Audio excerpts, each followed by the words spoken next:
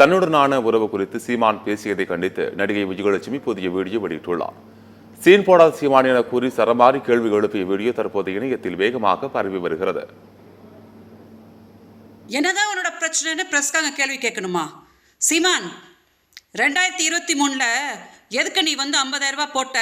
உன்னோட மதுரை செலவும் இருக்கான் இல்லையா, 1 கோடி கொடுத்தேன் அப்படின்னு சொல்லி ப்ரூட்டஸ் கிட்டலாம் சொல்லி என் மானத்தை வாங்கினா இல்லையா, அதெல்லாம் எதுக்கு பண்ணா அப்படின்னு சொல்லிட்டு நாங்கள் வழக்கு கொடுத்துருக்கேன். நீ ஆம்பளையா இருந்தால் எதுக்கு மதுரை செல்வம் காப்பாற்றி விட்டுட்டு இருக்கடா? எதுக்கு மதுரை செல்வம் காப்பாற்றி விட்டுட்டு இருக்க?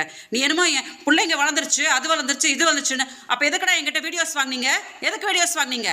நீ வாங்கி வைப்ப, அப்போ நான் வாயை பொத்திக்கிட்டு இருப்பேன், அப்புறம் உங்கள் ஆட்களை டெலிகாஸ்ட் பண்ணுவேன்னு சொல்லி மெட்டுவாங்க. இதுக்குள்ளேயே நான் சாகணுமா? நீ ஆம்பளையா இருந்தால் இந்த மாதிரி அநாகரிகமாக பேசாத சீமான், அநாகரிகமாக பேசாத. 2008 வெறும் 6 மாதம் தான் பழகினா. அப்போ எதுக்கடா 2011 நான் கம்ப்ளைண்ட் கொடுப்பேன். 2011 நீங்களாம் கொடுத்த டார்ச்சருக்கு தான் நான் போட்ட துணியோட கம்ப்ளைண்ட் கொடுத்த கமிஷனர் ஆஃபீஸில். இந்த அசிங்கமாக பேசுகிற வேலையெல்லாம் வச்சுக்காதானே. நீ பேசுறனா உன்னை விட கேவலமாக பேசுறதுக்கு எனக்கு தெரியும். சும்மா ட்ராமா போடாத. நேற்று வரைக்கும் நீ என்ன சொல்லிட்டு இருந்த? விஜயலட்சுமினா யாருன்னே தெரியாத அவங்க திமுக கூட்டிட்டு வந்தாங்கன்னு தானே சொன்னேன்.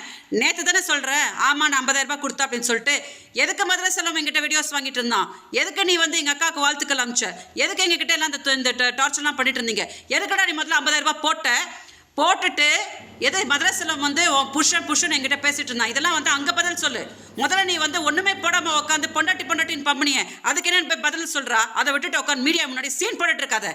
கேவல பிடிச்ச பொம்பளையா ஒன்னே மாதிரி ஒரு துப்புக்கட்ட நாய் கூட வாழ்ந்தா பாரு. நான் தாண்டா, எனக்கு தாண்டா கேவலம். ஒன்னே பெருசாக வேணும், பெரிய ஆள் மாதிரி பேசாத.